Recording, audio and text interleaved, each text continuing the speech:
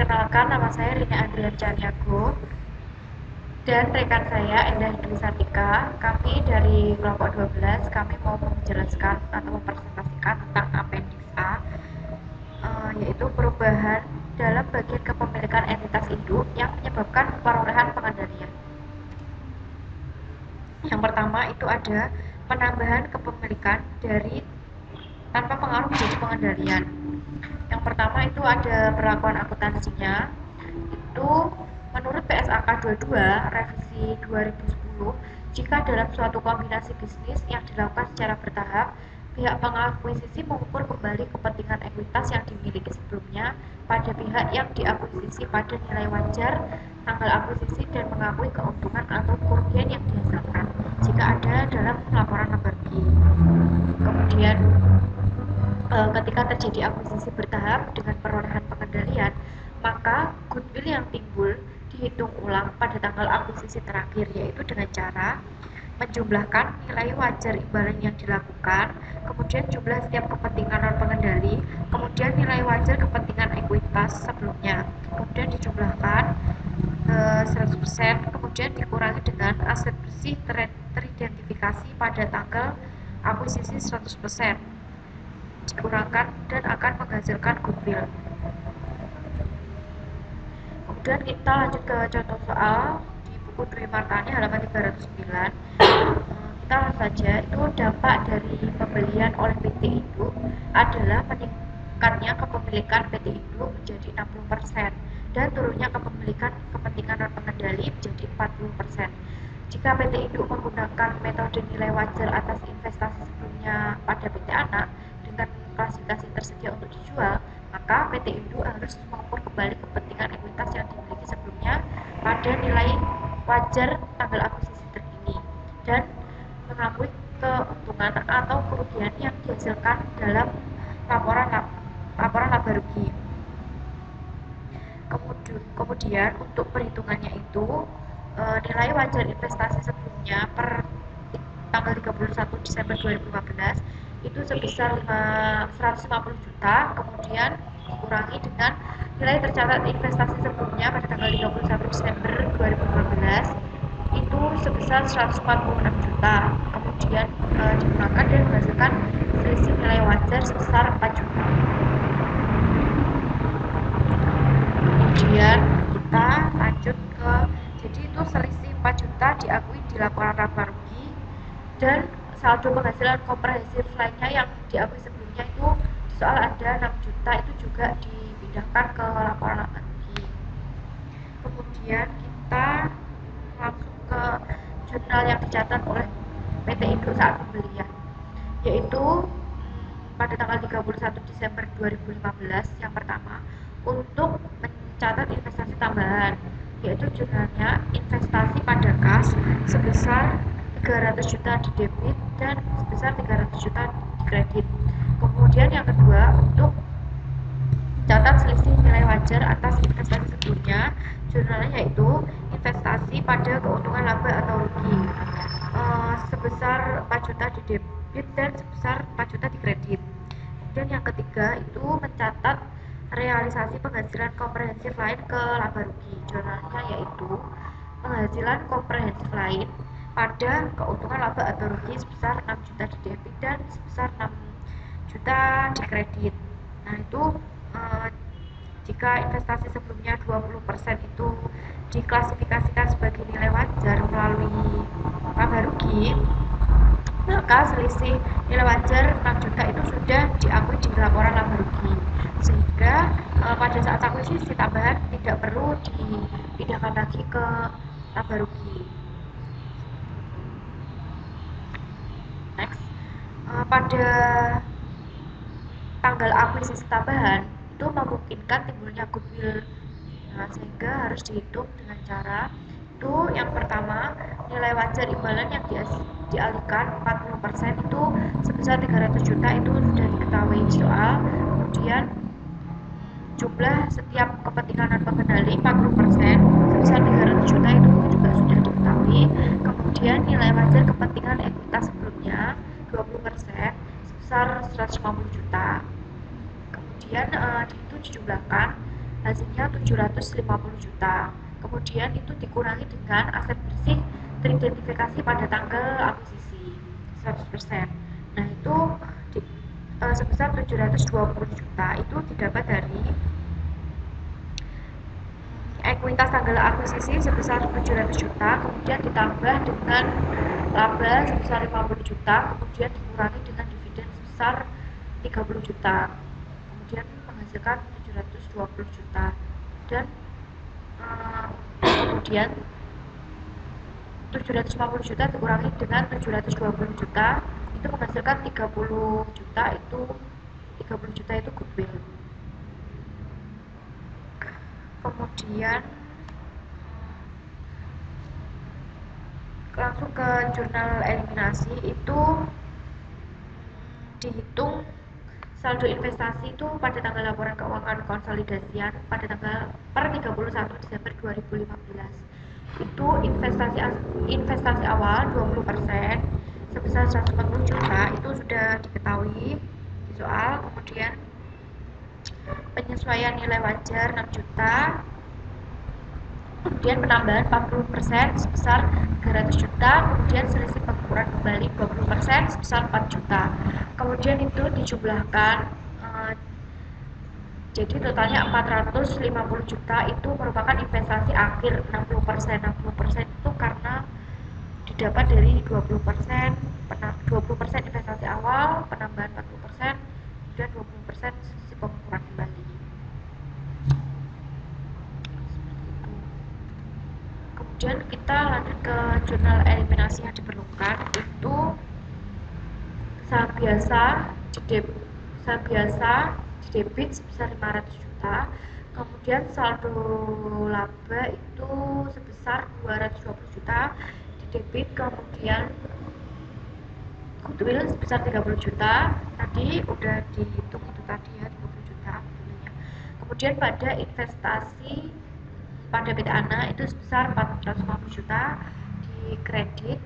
Kemudian yang terakhir pada kepentingan non pengendali sebesar 300 juta di kredit. Nah, jurnal eliminasi tersebut merupakan jurnal untuk mengeliminasi ekuitas dan investasi pada PT ANA.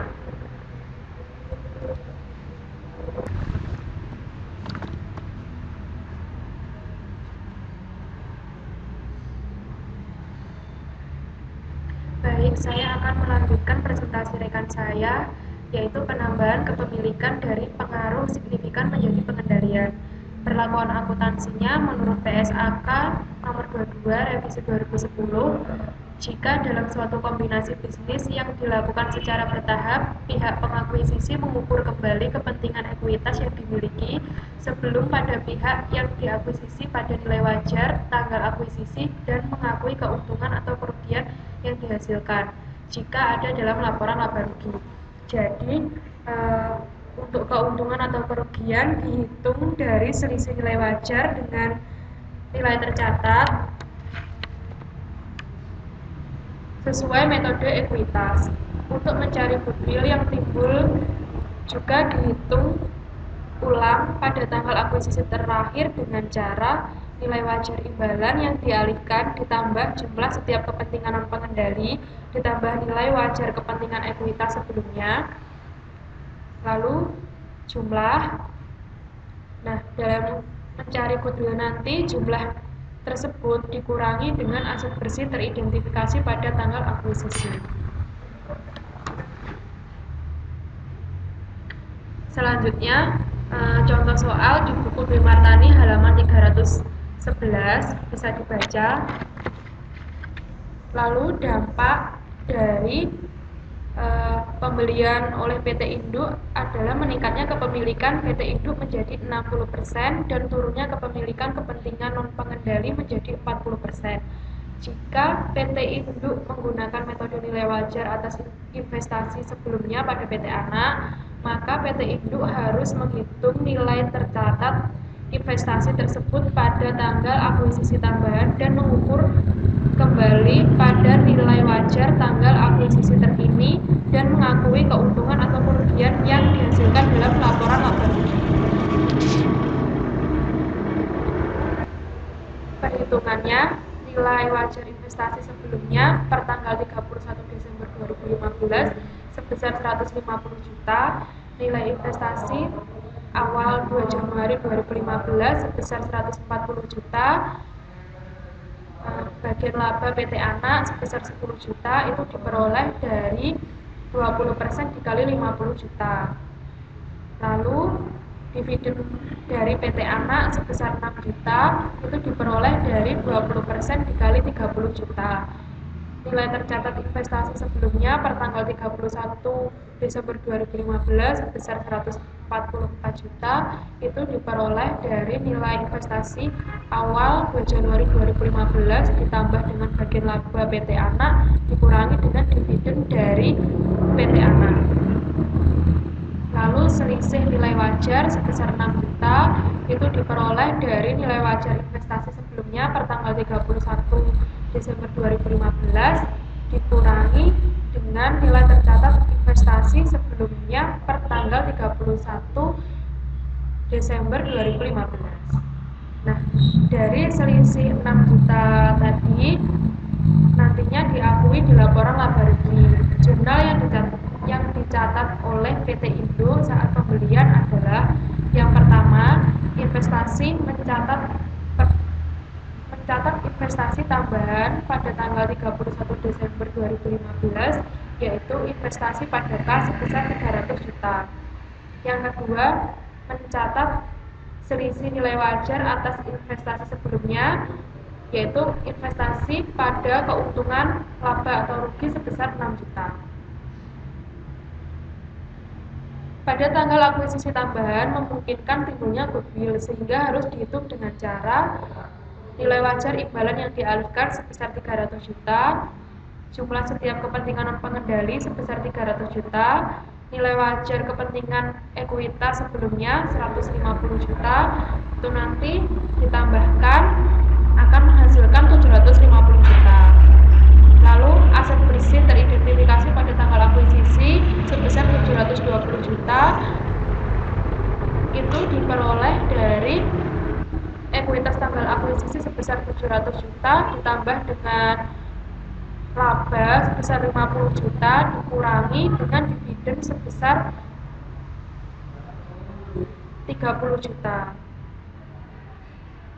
Lalu goodwill sebesar 30 juta itu diperoleh dari jumlah tersebut dikurangi dengan aset bersih teridentifikasi pada tanggal akuisisi.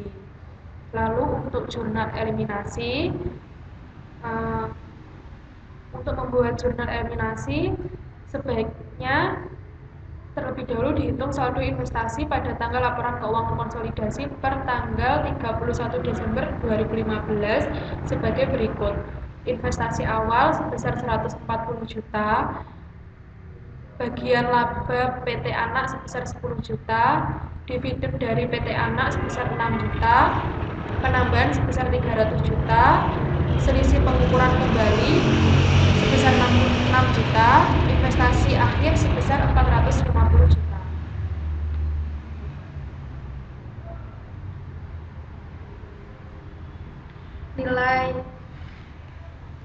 Nilai akhir kepentingan non pengendali adalah nilai pada tanggal laporan keuangan.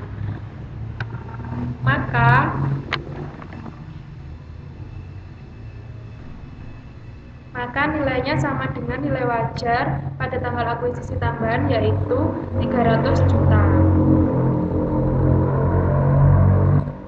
Lalu selanjutnya pada tabel 8.18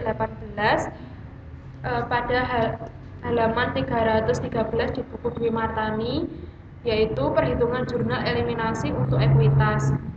Yang pertama, PT Indo saldo 2 Januari 2015 sebesar 140 juta, lalu laba bersihnya sebesar 10 juta, dividen sebesar 6 juta itu diperoleh dari 30 juta dikali rasio 20%. Selanjutnya penambahan sebesar 288 juta itu diperoleh dari 40% dikali 720 juta. Lalu saldo PT Indo pada tanggal 31 Desember 2015 sebesar 432. Itu diperoleh dari penambahan saldo 2 Januari ditambah laba bersih dikurangi dividen ditambah penambahan. Selanjutnya, kepentingan non pengendali saldo pada tanggal 2 Januari 2015 sebesar 560 juta itu diperoleh dari saham biasa sebesar 500 juta ditambah saldo laba 200 juta dikali 80%. Lalu selanjutnya laba bersih kepentingan non pengendali sebesar 40 juta itu diperoleh dari 50 juta dikali 80%. Selanjutnya dividen itu 24 juta diperoleh dari 30 juta dikali 30 juta dikali dengan 20%.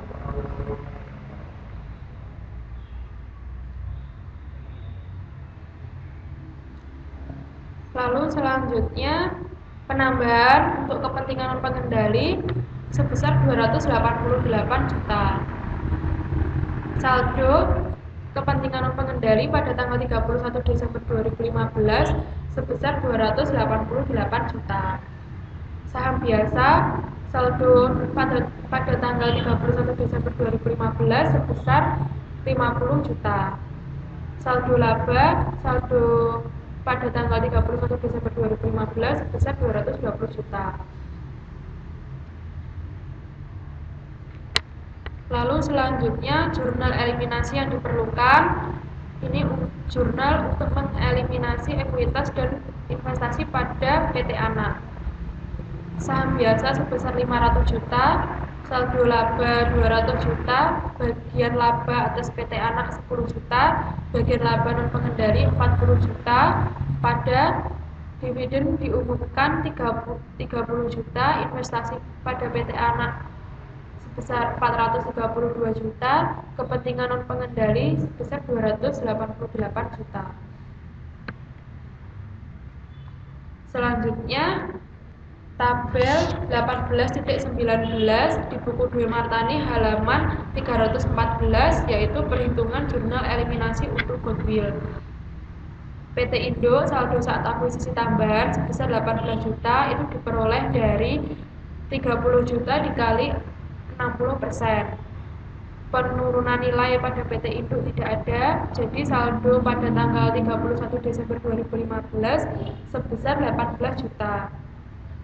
Selanjutnya kepentingan non pengendali saldo saat akuisisi tambahan sebesar 12 juta itu diperoleh dari 30 juta dikali 40%. Penurunan nilai sebesar 0 tidak ada, jadi saldo pada tanggal 31 2015 kepentingan non pengendali 12 juta. Selanjutnya goodwill. Saldo saat akuisisi tambahan goodwill 30 juta ini diperoleh dari penambahan saldo saat akuisisi PT Indo ditambah saldo saat akuisisi tambahan kepentingan non pengendali. Penurunan nilai tidak ada, jadi saldo goodwill pada tanggal 31 Desember 2015 sebesar 330 juta. Selanjutnya jurnal eliminasi, jurnal untuk mengeliminasi investasi terhadap goodwill, yaitu goodwill sebesar 30 juta pada investasi pada PT Anak sebesar 18 juta dan kepentingan pengendali sebesar 12 juta. Sekian presentasi dari kelompok 12, apabila ada kurang lebihnya mohon maaf.